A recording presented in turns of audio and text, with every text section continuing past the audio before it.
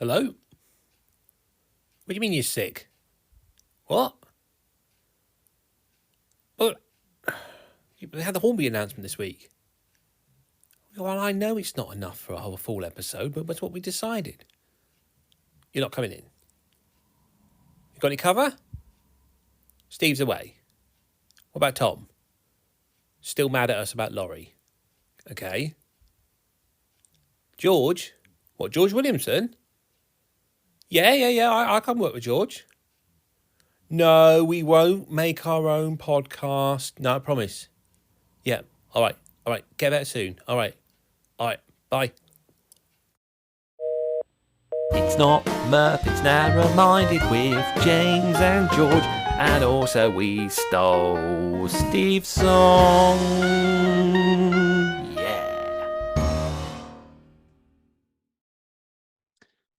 Hello and welcome to Narrow Minded. I'm your host, James, and with me is my co-host, Sam. No, sorry, no. Oh, I've already mucked it up. George, it's George. Sorry. George. Yeah. Sam's sick. We can finally make our podcast, and there's nothing he can do about it. Is he medically sick, or is he sick of the podcast? Do we know the? Oh, that's a good point. It could be both, maybe. Oh, poor little Sam. Yeah, he did seem a bit worn out by it all. I think the Christmas special finished him off, if I'm honest. Oh, bless him. Well, I give him a cuddle when I see him. He'll love that. Yeah, that's it. Yeah, he'll be fine, I'm sure. So, yeah, we send I'll get well soon, Sam, but not too soon because we did a podcast. Just for the secret Hamburg trick that nobody knows about, yeah. Yes, the secret Hamburg chip nobody knows about. Which my dad is not allowed to come on, by the way, because now he really wants to come with us, you know.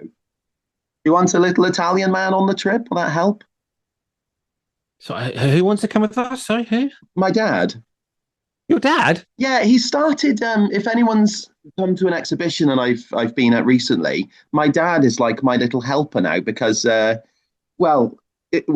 Nangwernal fits in his car, so he helps me now. But I'm like, oh, we'll go into the NEC next November, and he's like, yeah, we'll do that. We'll go to that, and obviously we've done the narrow gauge now and things. So it's like, oh yeah, there's a secret Hamburg trick that no one's meant to know about. He was like, yeah, when are we going? I was like, right, okay, this is awkward. Okay. I don't need your car because the layout's not going. So no, you're not important enough for that one. We're not quite at the Top Gear levels of being invited to a exhibition in Germany and then struggling how we're going to get our layouts there. But you know, we can't even do the fun idea of having challenges because apparently you can't buy much modern stuff in Hamburg. Is that correct? That Tom said, wasn't it? Yeah, well, that's what I was told, but maybe that's what will make it the challenge. That's the challenge, is to find something. That's it. Yes, just find some moss on the floor. That is what I do anyway, to be fair. Maybe like a different type out there, so it looks like different accent. There we go. Yeah, good work. Right, so yeah, that's the secret trip that no one knows about because Steve didn't mention it at all on his channel, and and I think Sam may have told the patrons, but otherwise it was completely hush hush. So. No one knows. I don't know if many people listen to this anyway, do they? No. We make it sound like lots of people listen, but I think it's just yourself, Tom. In fact, most just the people in the WhatsApp group, I think, and a few others on Instagram. Yeah. Well, luckily, I will still listen to this one because I do like listening to my own voice on things. So it'll get a few more views. Well, this is it. It didn't. Do you know what really upset Sam? If Narrow Minded is one of the best performing podcast episodes. He'll be furious. He'll love it. He will love it. He'll be filled with self-doubt inside. So we're going full narrow gauge, are we, this week? Yes, we are. Yes. So obviously last week we said we were going to talk about the Hornby announcements. But as we say, Sam's not very well. So me and George saw a perfect opportunity to shoehorn in our own spin-off podcast. Is this Hornby announcement big, is it? Is this a big thing? Well, they they tend to like to make a big thing out of it, but I didn't think this year's was that massive, to be Well, this is honest. the interesting thing, like for me, I'm a narrow gauge modeler. Well, I got that 37, haven't I, at the moment that we don't talk about. Oh Um, yes. but I haven't heard anything about it because it's not in my circles. So I genuinely don't know how big that announcement is and what's on it. So I don't care at all about it. So I'd rather you didn't really mention it if you Yeah, can. that's fine. We'll just leave it for next week.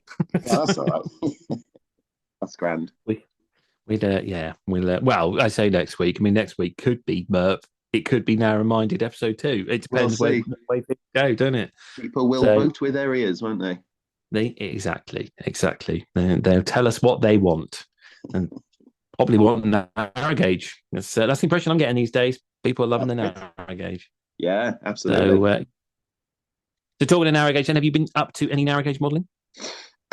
Yeah, I have. Yes, because I'm anyone who follows my YouTube channel will know that I'm building a model of Porthgyn for someone else actually who wanted to buy my previous layout Corish, and I said, well, I don't want to build another Corish, and he was like, well, can you build one on Porthgyn? And I hadn't even heard of that railway, so I was like, okay. Now this railway is down by St David in South Wales, and I had to find a way to get there. Luckily, Rian, my wife, had bought a tent, so we are now campers apparently. And she was like, "Oh, we should go to like Pembrokeshire." I was like, "Yes, we should, shouldn't we? I know where we can go." So we get to this campsite. It's really out the back end of St David's, like nowhere near the bank. She's like, "It's out the way." I was like, "Yeah, it is, yeah." Oh, can we have a little walk up these cliffs here? So she was fuming when she found out why we were there, but it was all good fun. So yeah, I've been basically over Christmas, I bought myself a resin printer because there was the Black Friday deals, and I finally brought myself the courage to have a go at it. And actually, I should thank. Do you know Tom? You know Tom at Buggle Skelly. He does like little buildings and things like that. He gave me the advice how to get this thing working properly, and now I've been able to print off the Weybridge house this week and a little weighbridge to go on the track there. So I've been busy painting that up, which is nice. It's coming together. So that is definitely narrow gauge modelling. That's good. That's very good. Yeah. Yeah, no, I like that. What about you? Yeah, I've been doing a little bit on Din Rid. I've sort of been slowly working along the shops at the back. But it's just not really got anywhere, which is why there's not been a video on it. Your last video was were buildings, wasn't it? I think was that the last time I saw you building on it? Yeah, I think the station platform was the last thing I did on it, and then I sort of moved on to doing the footbridge, but that hasn't really worked out. So I'm sort of looking at other plans for that. So I've just kind of continued with the houses at the back, but yeah, it's a bit of a slow burner, that one. And I kind of feel like it's not worthy of a video until it's got something different other than me keep building buildings. Yeah. So your videos, you don't have like obviously I've got like every Friday at 7:00 I try and have a video. You don't have that, no. Do you just have one when you deem you've got enough content? Yeah, pretty much. That's how I do it, because it's kind of, I mean, as a shift worker as well, it's a lot more difficult to commit to saying this is going to be out here. Yeah, because I'm not always work, I'm either at work or I haven't got time to come in and do the modelling. So yeah, it would be easier with a 9 to 5 to commit myself to do that. I'm sure I could then improve the channel a bit more, but yeah. See, no. I luckily, obviously, working in a school, I have all this time, but unfortunately, recently, I seem to be getting caught up in an awful lot of car accidents, don't I? So that's taken up my modelling time. I can't believe it's happened again. Two crashes within about 3 weeks. Neither are my fault, actually, I should say. So, well, if you will do Mario Kart, that's all I can say. I will. Yes, I will do that. It's like Flintstones. I got my feet under out the bottom of the car. I told you what the problem was. It's all those place names. No one knows what they're reading or what they're looking at. They're not paying attention to the road. They're just trying to work. Is that a cl noise or is that an ill noise? I don't know. And next thing, it's all of them. It's all of them. Yeah. To be fair, this one that hit me this week, he was really good. He stopped and he was like, "Oh my God, I'm really sorry. We'll sort. I don't care about my car. I'll sort yours." He was like a young farmer. I could tell by his shorts. that he was wearing shorts. And he just gave me the money. I said, well, this is how much a mirror is, and he caught the mirror. So that was that. The lorry was slightly different, but we're working through insurance on that one. But I'm not letting it get in the way of buying Sir Handles. So that's the main thing, I think. That's it. Yeah, you need more Sir Handles. Yeah, they're getting hard to find. Actually, people are obviously going mad for them. Yeah, I thought that after I bought one, I probably should have bought two, and I was like, well, I've got the other one on pre-order, so I can wait for that one to come through. But the truth like is, the Tailfin version, you mean? yeah, Okay. but I don't know how long that'll be. But I'm still waiting for my 3D print, so I've still got the first one to work on, and I've still got a pile of other locos to get through. So yeah, even though it would be nice to buy another Sir Handle and make Sir Handle, I've still got plans for a Skarloey, a Renius, a Duncan before that. So I've got lots to do before then. Yeah, well, this is the problem. I mean, I don't know what it's. I can't imagine what it's like for like standard gauge modelers with so many options that they can buy. Because, like you said, I mean, I've got a number of locos on my bench at the moment that viewers haven't seen. And it's like, well, when am I going to build this? I've got 3 there now. I'm like, oh my God, that's hundreds. Where am I going to do it? But so to have like being able to go into a shop and buy one of like 20,000 different types of 37 or something, it must be horrific. Yeah, the life they are living. It's yeah, I feel for him. I feel for him. I really do. It's got to be tough out there. I mean, poor old Sam. I mean, he's had to wait so long for those TT class 37s and 50s to show up, and when they do, they're the wrong numbers for him, and he's had to scrape them off with a screwdriver. And that's it. Yeah, is he going to use the screwdriver on the large logos as well? Probably, or just his fingers at this point? Is he just clawing at them? Just scraping away, using his teeth, like the girl from The Ring. Just trying. Cool. Right. So have we got? What's your plan? We've got a plan here, have we? Yeah. What I thought was we'd kind of just follow the MERP formula. We don't want people to feel too disjointed. We'll just ease them in to our new podcast. Right. We'll just kind of follow the formula for now until we do our own thing. But I thought we'd just go to news first and see if there's any narrow gauge news. Any news? Yes, let's do narrow gauge news. Okay. We got a theme tune for that. I'll make one, and then I'll tell Sam to put it. Narrow gauge news. We never heard of Hornby. I can see news. I've got news now that's come up today, actually. Miniature Modelers Hub. Should we start with them? I think, actually, go for it. You're obviously I'm the co-host here, but I have noticed, I'm quite aware of the fact that you talk. I give it about 5 seconds and I jump in then, so I'm going to have to try and rein that in a little bit. In terms, so obviously I get no, be quiet now. So Miniature Modelers Hub, if you don't know about them, that's Adam Hamilton. Funny one with him, actually, because I used to talk to him when I just started modeling in narrow gauge. That's probably about 25 years ago. And I built my first 009 layout. He built his, and his is still going, actually. I think the young members have got it at the Tailfin. It's like Town and Pendrake type of little thing. But he went away from modeling. He went into robots, and he did Robot Wars type of things, which was pretty cool, actually. Did pretty well. Apparently they're award winning, which I like. Unless it's obviously the Pico 200. We don't talk about that one. But they've just come back. He's come back now into railway modelling, and their announcement today is a body kit for the Festiniog Taliesin single fairly, if you know it, from the Festiniog. Wow, that's just a surprise.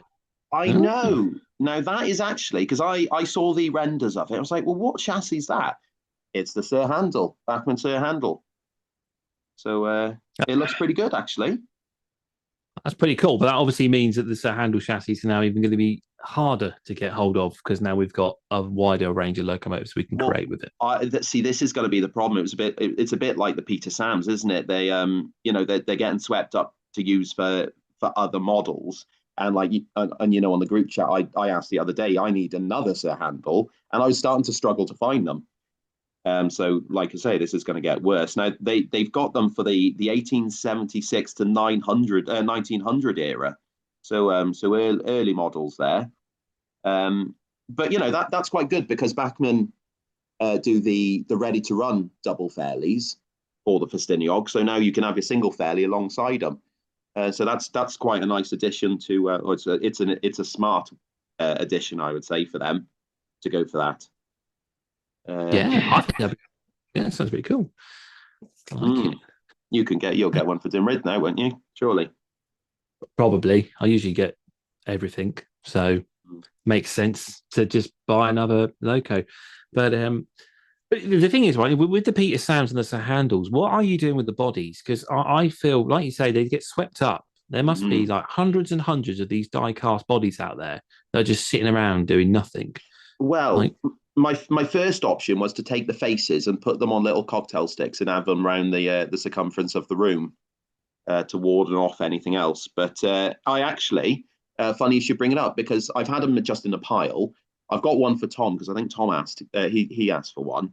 But then someone got in contact on Facebook and said, "Do you have any spare bodies? Can I buy them?" So I've sold him a Peter Sam and a Sir Handel body.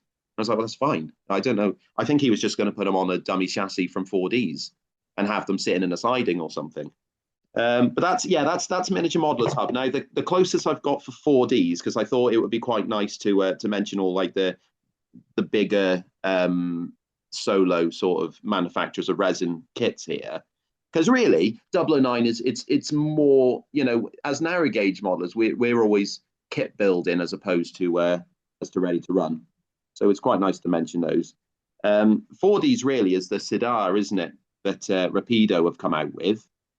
And they're coming out with loads of different liveries as well for that, and different bodies to fit on it. So there's actually too many to mention for them. The best thing to do is look at 4Ds either on Facebook or look them up on. I think they're quite good on eBay as well, 4Ds, and they've got a huge range of bodies for them already. Yeah, when they announced that, I looked at that, and again, it was like, well, I'd want that one and that one and that one and that one, and it was just like there's just too many projects to invest into. So I'm waiting.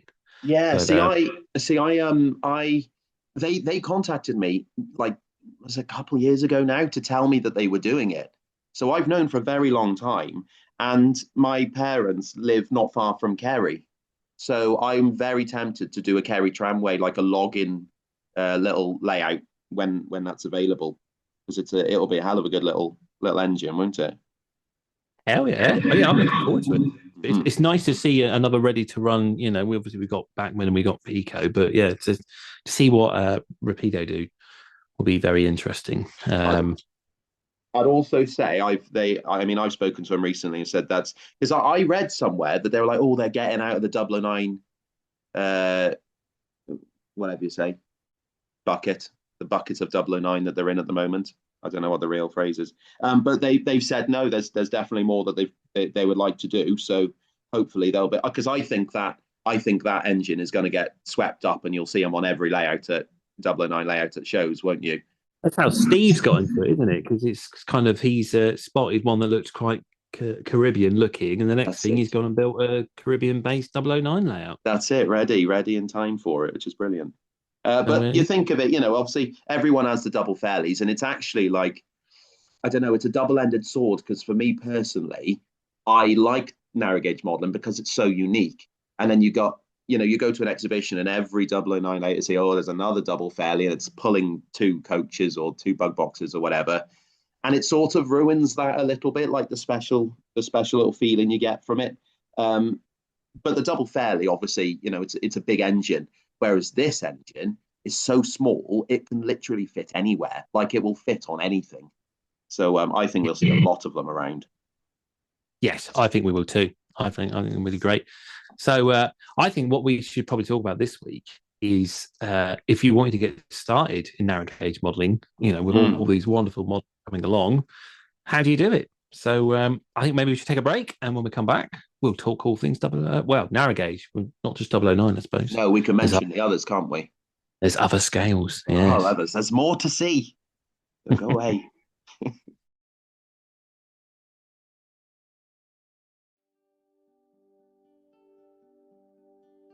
You there, are you looking to cover up that naked torso with slightly expensive merchandise, hoodies or t-shirts, whilst giving an almost unnoticeable amount of support to a random railway modelling YouTuber?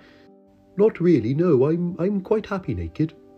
You are? Well, that's fantastic, because I happen to be a random railway modelling YouTuber with a slightly expensive range of merchandise. Thank you, but I really don't think I need any tote bags. That's right, it's really easy to find a range. Just search for G. Williamson Models on YouTube and follow the links on the homepage to see the range. Now, who exactly are you? You're not that annoying narrow gauge modeler, I hope. Imagine that. Sporting the classic catchphrases I say, such as, "Hi guys, cheers," or even "family shame," on clothes and less useful items such as mugs and stickers. Now that third one you said didn't sound too good for the mental health. It would be brilliant for your mental health, or at least it wouldn't be as bad as mine. Ha ha. You can even match your newborn baby in such a stylish baby grow. No, now I don't think it's a good idea to have family shame on a baby's tummy. So go on and take a look.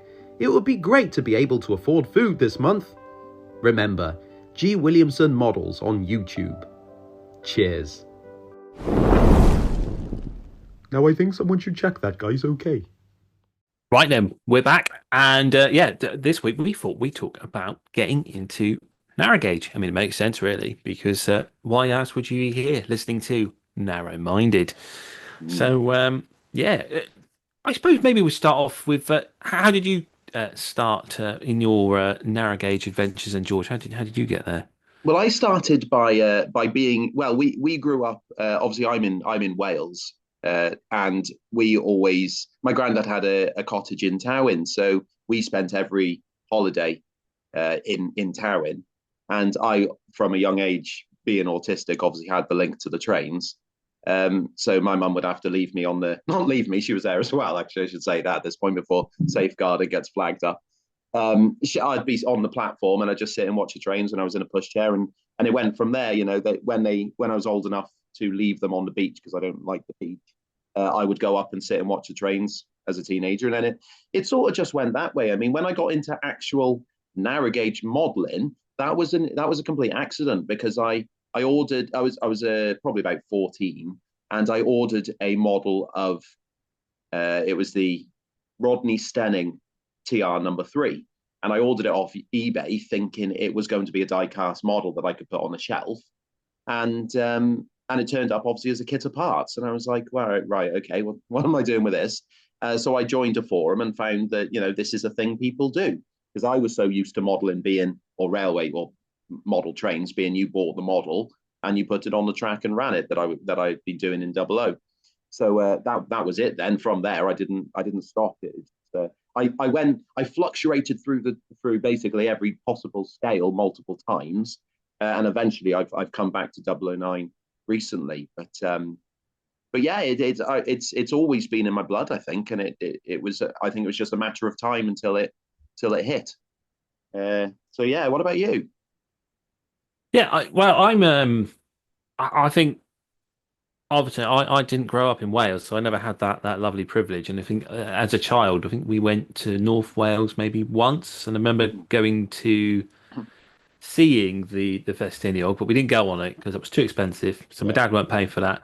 So we ended up going on the Welsh Highland, but not the big Welsh Highland. There's a little Welsh Highland next to the big Welsh Highland, isn't there? The Heritage, yes, absolutely. That's it. So yeah, I remember going up and down on that one, but that's pretty much the experience of narrow gauge all I had growing up. Even the fact that I grew up in near Bedford, and we had the Leighton Buzzard Railway down the road. My dad actually never went on that railway until we went there for Lenny's birthday last year. No way. Yeah. What's it like? Because funny enough, we were over Christmas. We took the girls to London to the Harry Potter Studios tour, and on the way back, we stopped at some sort of woodland. I can't remember what they call it. There was like a Gruffalo trail and stuff. It was really good, but it was very close. We drove past Leighton Buzz, and I kept saying to Rhian, I was like, "Oh, there's trains here," and she was like, "No, keep going." So we didn't stop, but it's one of those names that I've never been to, but I hear a lot. I hear it around. So, what did you think? It's very strange. So we've done it a couple of times. we tried it one Christmas, go see Father Christmas, but unfortunately they had a broken rail before the first level crossing, so it Oh, just resulted in going up and down the line, up to the first level crossing, which is just essentially a housing estate. I mean, most of it does just pass through a housing estate and yeah, that's industrial right. estate. It's the most unusual heritage railway I think I've ever been on, just because usually, it's in some lovely bit of idyllic countryside, Mhm. which is the exact reason the line got closed down in the first place because nobody lives there. But yeah, in this case, obviously it was an industrial railway that just happened to run through the town, and the town's built up around it, kind of thing. So it's different. It's definitely different. I think it's I think it's quite, yeah. It's a nice little line. It's not too bad. I think that's an interesting point to make, though, that when people think narrow gauge, obviously you go straight to Wales because we've got so many lines here. But actually, narrow gauge is found all over the world. So, you don't always have to make a slate quarry, do you? It's obviously we're well known for trains here, and even where I'm very lucky. I only live about 10, 15 minutes from Llanfaircynion station on the Welsh Land Via. So I've grown up around the steam trains here, but you probably, if you looked into it, there may have been a narrow gauge line very close to where you live, wherever you're listening to this. Well, yeah. This is exactly it, isn't it? So, yeah, like I say the Leighton Buzzard, I think, was for carrying sand, if I recall. Hmm. I mean, yeah, like the lines like the Snail Beach. I think Yeah, that was a granite line, wasn't it? You got the Ash yeah, I over like that. railway. There's some really interesting history around the Snail Beach as well. I used to stop there quite a bit when I had a job very near there, so I used to stop for lunch.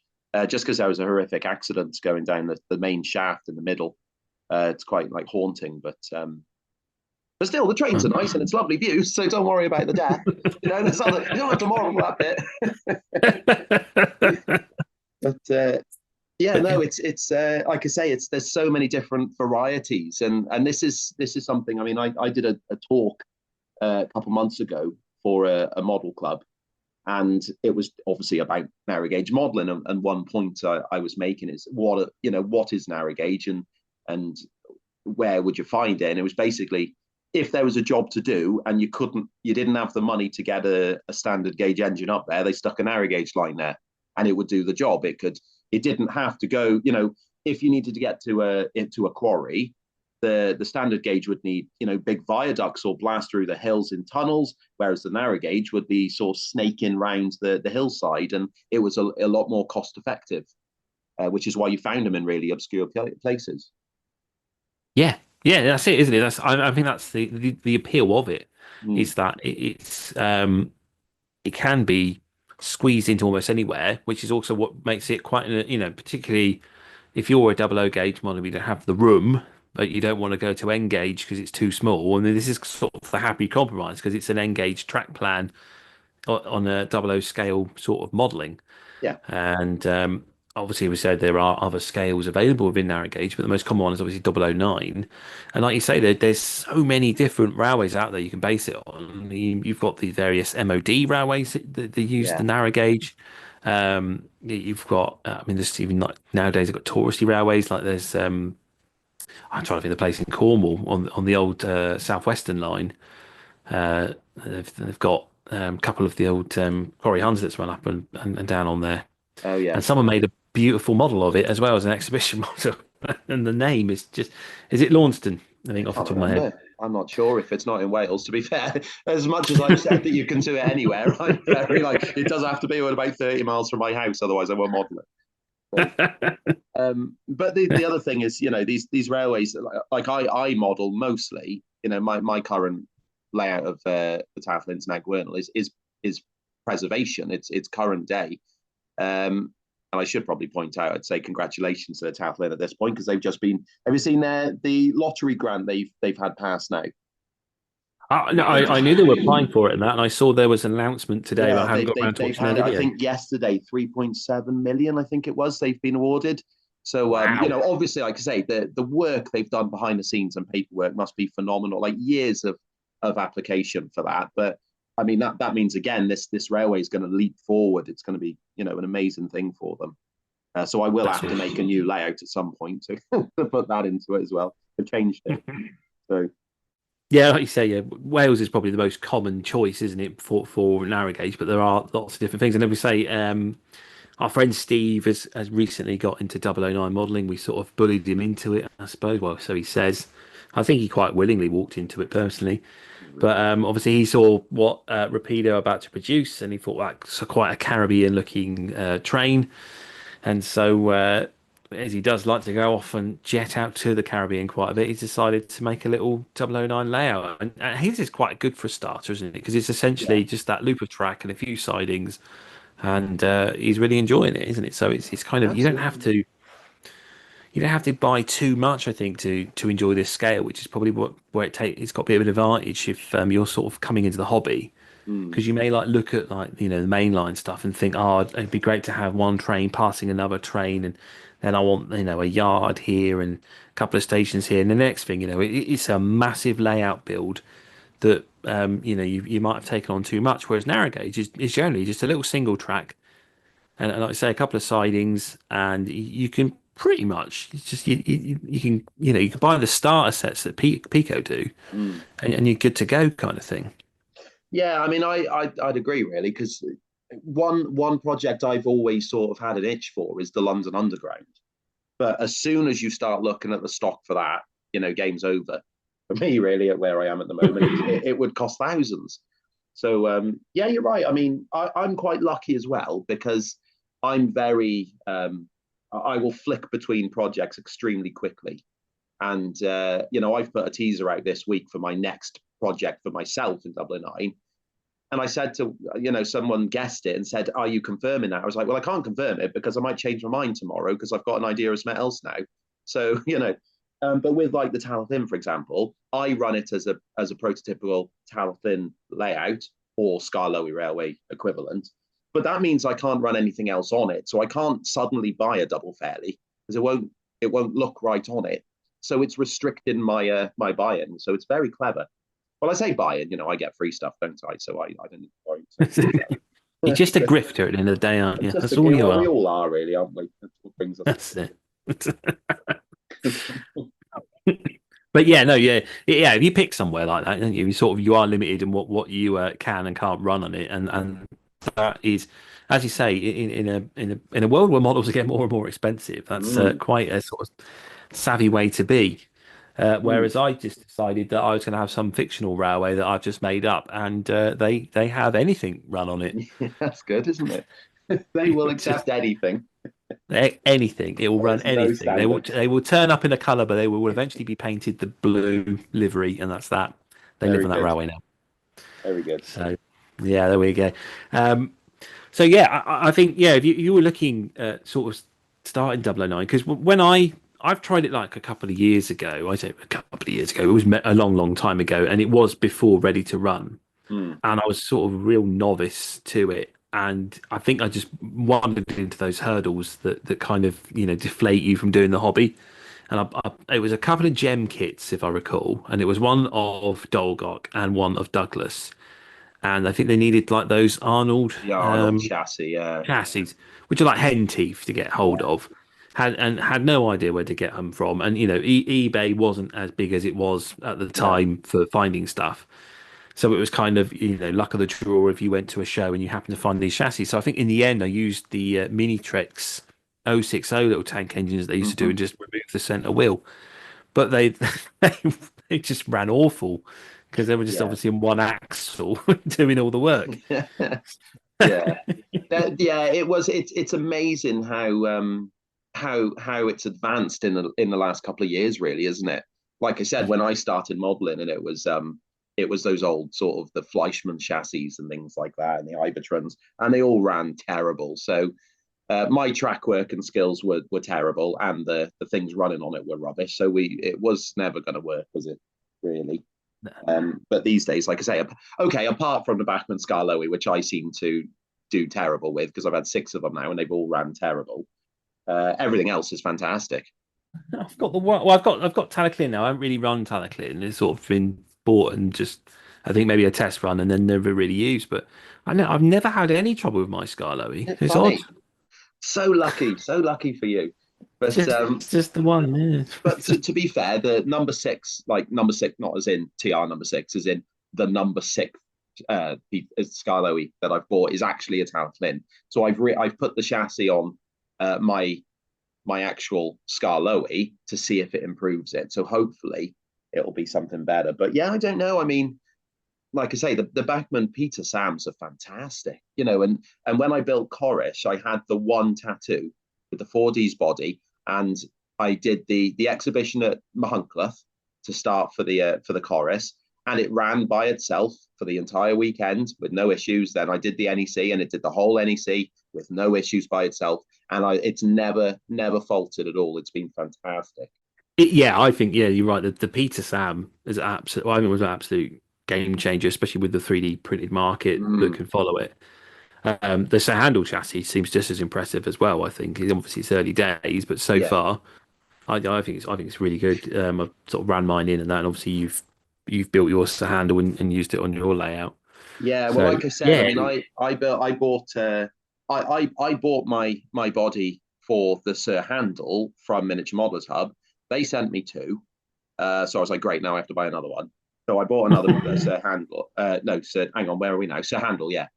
And then I've actually built the second body that they sent me. I've built for them so they can use it to display. So I'm not keeping that one.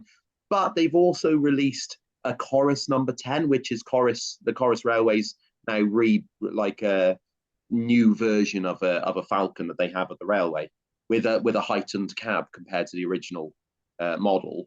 So now I have to build one of those, and obviously I'm doing Talathin number 3. So that's 3 handles I need now.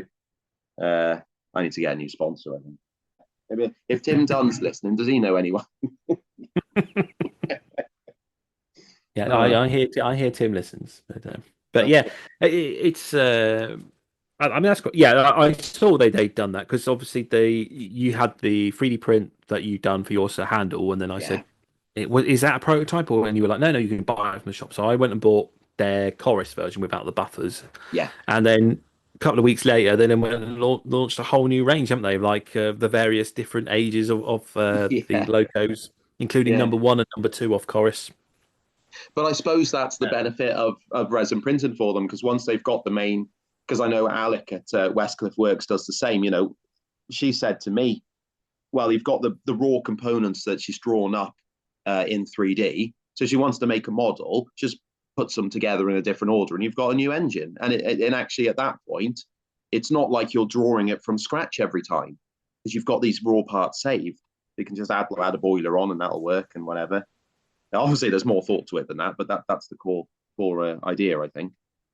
Yeah, it's great. Yeah, I think it really did demonstrate how quick you can produce these things once, like you say, once you've got the basics of it. Because I was thinking when Sir Handel come out, I thought, it's probably going to be like a couple of months until someone picks up the chassis, draws it all out, works out if the print fits or not. Probably a couple of test prints and all that to go through. And then like 2 weeks later, there you are. You've put a YouTube video up and you've built Sir Handel kind of thing. Yeah. Oh right. Oh, that was a bit quicker than I thought. That's that. Yeah, I'm like right next. Yeah, I've done that. I need to the TR number 3, but I'm waiting because I'm going to use the Sir Handel body from Bachmann as it comes in the blue is really close, like really accurate to Talathin number 3, Sir Hayden. So I'm going to use that body, but I just need a smoke box door for it, and Adam is doing that as well. So I'm just waiting for that, and then I'll do the TR number 3 as well. I looked over that Sir Handel, and it is. I think I said to Sam, for a Thomas model, it's probably the best detailed Thomas model I've ever seen, and how accurate it is to. Because I got a load of photos of number 3 when I went and visited a couple of years ago, and I compared it all, and I was like, "There's hardly anything." I know if I want to be nitpicky, it's probably like it's got a molded handrail on it rather than, and that's obviously because it's a Thomas model, they're never going to put a proper handrail on it. And that's probably about it, really. It's not so. No, it's really good. So nowadays, there's like plenty of choice if you wanted to get into this scale, isn't there? Because like you say, you can buy these Thomas ones and you can buy the 3D prints, and they're not daunting. Well, I don't think they are. I think it's if you want to have sort of a go at your first steps into making your own locomotives. You can just simply just, buy one of these engines.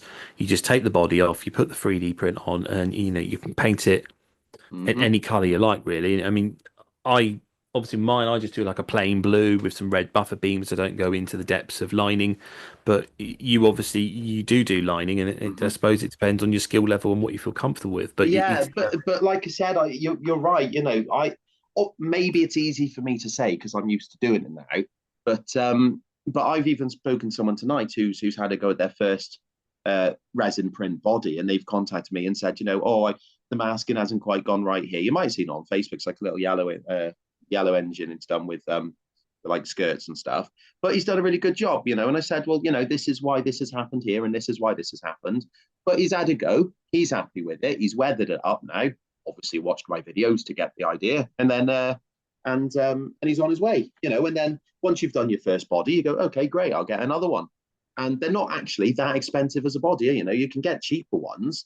You can pay 10, 15 pound for a body if you don't really care about the accuracy and things like that. If you want to get practice on it, and even like Martin at the Talent who bought Corish, he's recently bought an airbrush, and I sort of helped him on his way with that, and he's on his way now. He's airbrushed his first tattoo body from 4Ds, and he's chuffed to bits with that.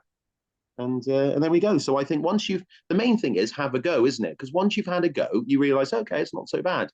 Yeah, that's it, isn't it? There's some very, like you say, like the 3D print wise, there's some very cheap kits out there. Because obviously we did the Christmas shopping Fight Club, and I picked out that sort of tramway style loco for yourself. And I actually went and bought one in the end because I was like, well, actually, does this look quite cool? And it's just and it's a full kit, isn't it? Because it comes with the Carto chassis, and you can't go wrong with Carto. Well, well, this is it. See, they're running fantastic as well now. The new versions are brilliant.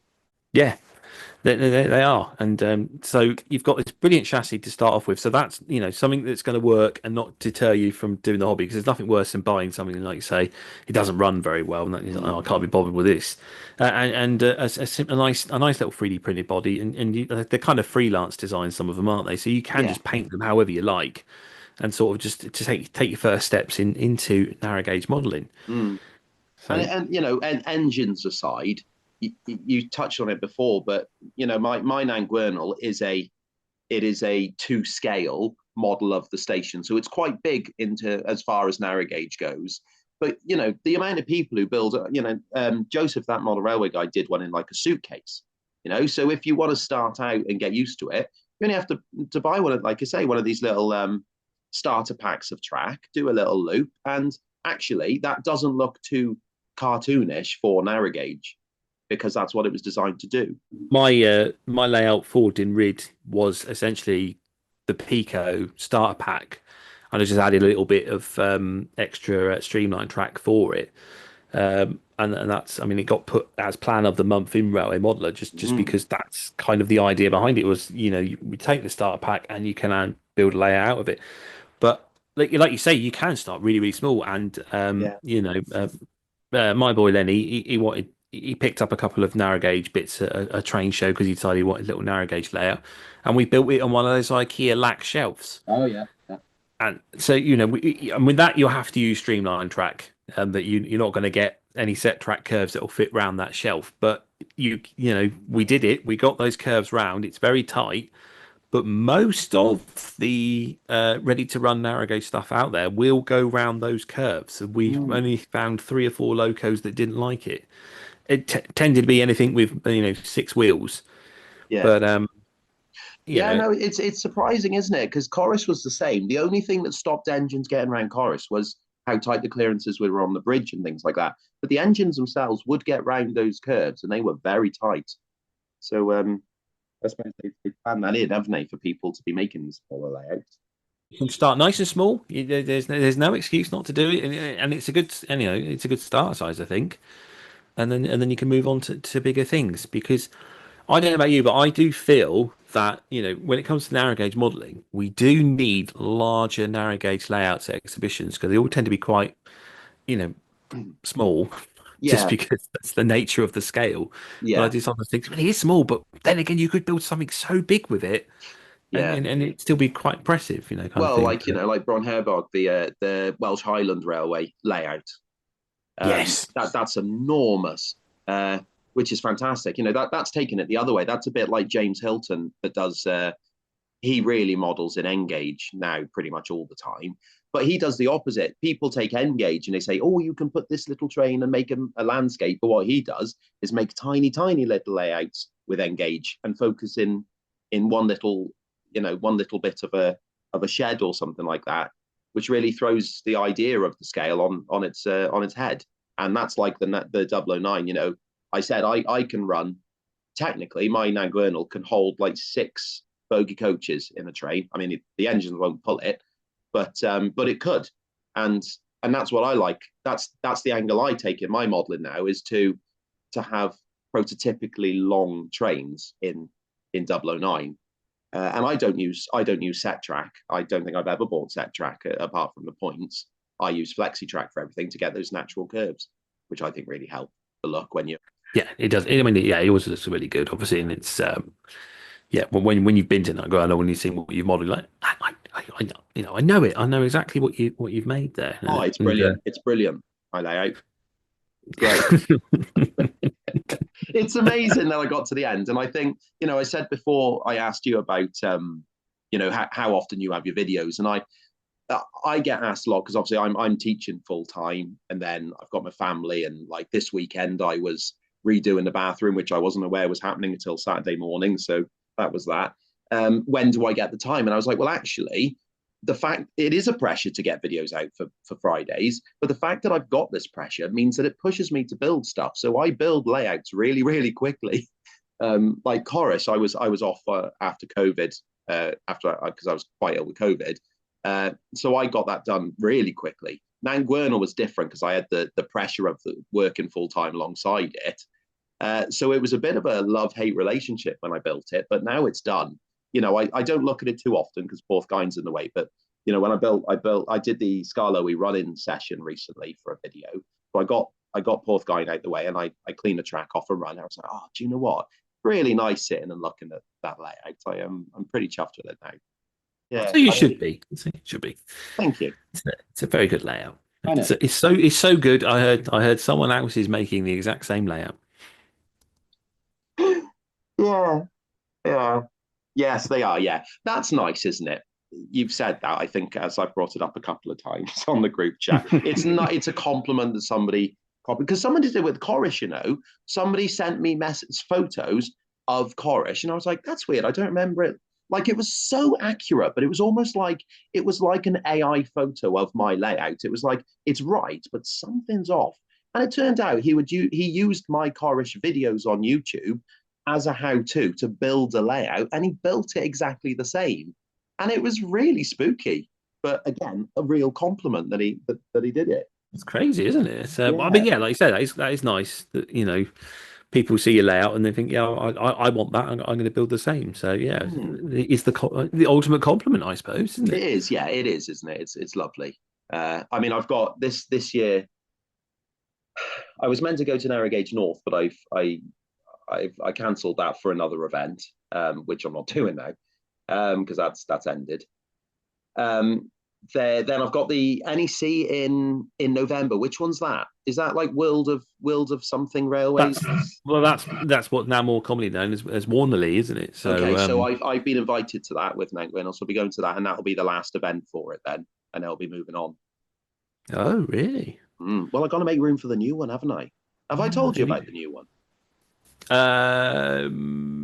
Maybe. Oh, I don't know. I can't remember if I did. But as you say, you change your mind like the wind. So I do. Yes. You've told me about a project. If it's the next one, I don't know. Probably not, isn't it? I'll tell you later. So yeah, so there we are. So that's sort of the appeal to. I mean, obviously we're mostly 009 modelers, but as you say, you ventured in other scales and gauges, aren't they? Because we've got 16.5, or was Bachmann like to rebrand it NG. It's NG7. What they decided to call it? I think. Yeah, I don't hear much about it at the moment, do you? It's a bit strange. I remember Tony's trains telling me, he goes, I didn't quite understand it, and I did ask the question, well, if you're rebranding that NG7, why don't you call 009 NG4? Yeah. So it was. Well, I was exhibiting at Statfold when they released the Hunslets in 7mm, and I thought at the point I was like, oh, I'll buy one of those, and I just sort of never did, and that was the end of it. So I don't know. Yeah, Not for me.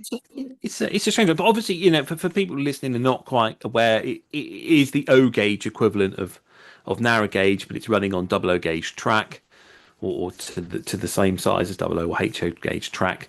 And as we say, it's usually more commonly known as 16.5mm gauge, isn't it? But as I say, Bachmann have decided to rebrand theirs NG7. I think there's a slight scale difference in their models to 16.5. But there's a little bit of a ready to run market out there. Like Helion do all the Linton and Barnstable stuff, which is, I mean, it looks absolutely lovely. Yeah. And it's quite tempting in it because obviously they're I don't like to badmouth any particular companies or anything like that, but obviously the Helion, Linton and Barnstable locomotives are not the most reliable. A bumpy ride into it, wasn't it, when they came out? I think. Yeah, they don't like corners, basically, do they? Yeah. It's if you get one, I think you've got to commit a lot of work to getting them to run properly, kind of thing. Which is a shame because they're gorgeous locos, and I really would like one, but I'm just like, no, I just don't have the time to try and sort that problem out. But the other one I'll mention just real quickly is 5.5mm, which I modelled. Like I say, on the meeting we're here, you saw that really bad quality photo of some of the diesels I built. I built Tower and Wharf in 5.5, which is halfway between 009 and NG7. But it's a really old scale. It predates 009, but you do need to be a proper chassis builder really for it, because there's not really any commercially available stuff for it. Obviously, the bodies with resin is there now, but the chassis have always been a bit of an issue. You can work your way around some of it, but best thing to do with that one is look it up if you're on Facebook and look for the 5.5 Railway Modelers group, because you'll see a lot of stuff on there. And there's some lovely models in that scale as well, because it's a scratch build scale. So you get some really unique stuff. I think you mentioned it before, didn't you, when you came on for your interview? Possibly. Mentioned that scale. But and then we got like the garden railway stuff as well, isn't there? There's like live steam, and is it all G scale? Is that what it would be? Yeah, so it's 16mm, SM37 or SM45, depending on the gauge. I've got 32mm in my garden, and I'm doing Welshbourne Lanver. So that's a great scale. But again, that's more like miniature engineering than the modelling. You know, it's quite nice because you're looking for plants that would work well. So like little mosses that cover the ground and things to make these realistic landscapes around it. But really, it's a running type of job, that one.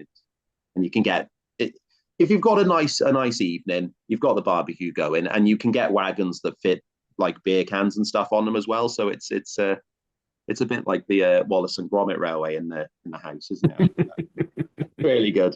But it's good fun with the steam. So yeah, so obviously I would say there's the larger scales, but I think 009 is probably the most popular one, and it's the one we like to model in. And I think for anyone out there that's sort of looking at starting in it, I'd suggest that dive in, grab one of those Pico starter packs. They're usually quite good to sort of start building something with, or as you say, if you want to build something really small, maybe a couple of bits of streamlined track, and then pick up a couple of set points and stuff like that.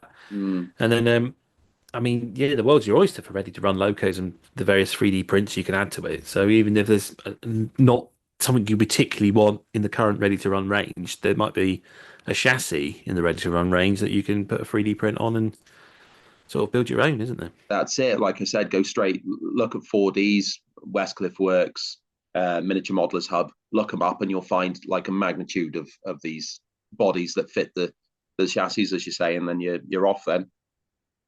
Yeah, pretty much sorted. Yeah. So there, no more excuses enough, people. I want to see a lot more narrow gauge modelling in the future. That's all I can say. Yeah, so, narrow gauge. It's the only way we can keep this podcast going.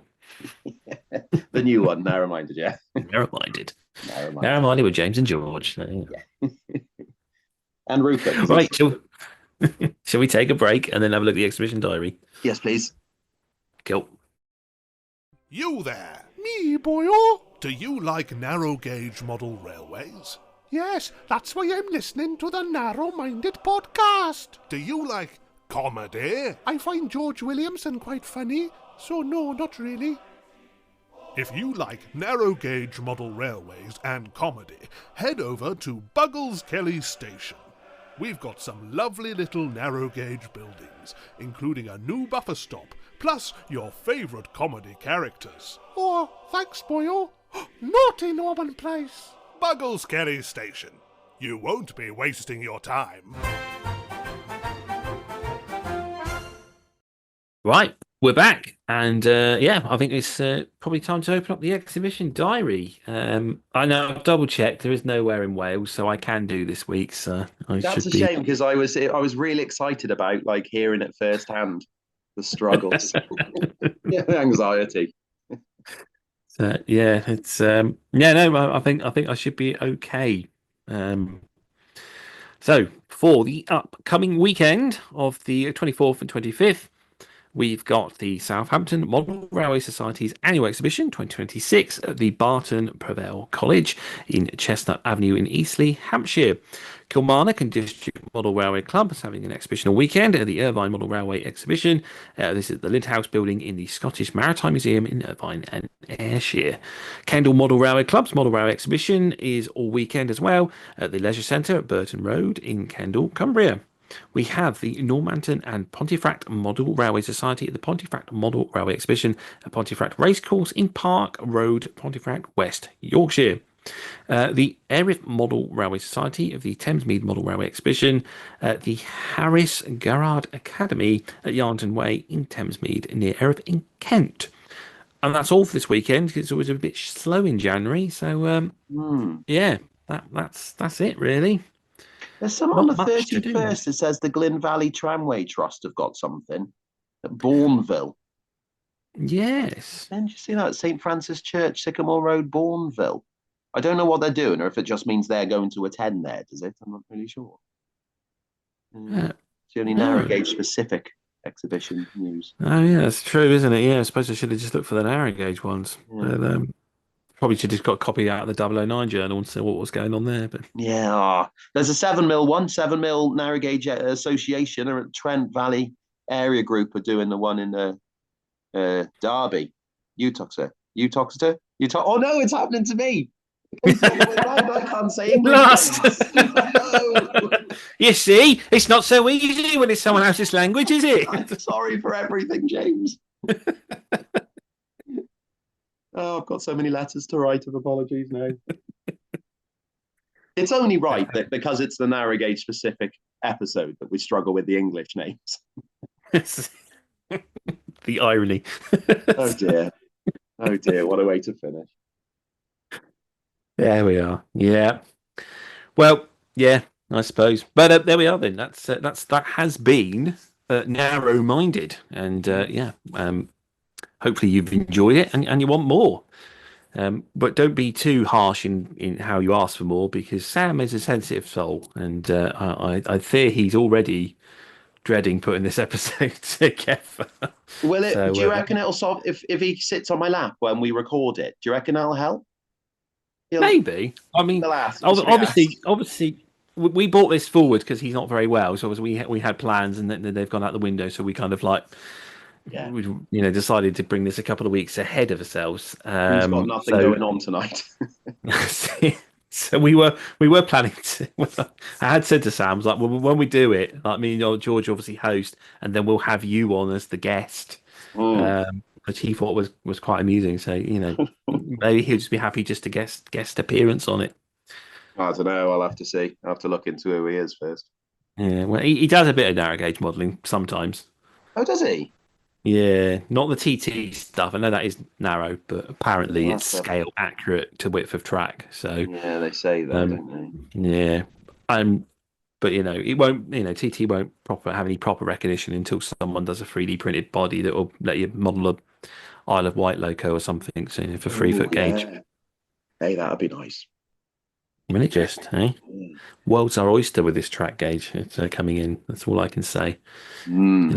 Those branch line sets on those B4 locos, I'm pretty sure they'll be quite useful for sort of 3-foot modelling.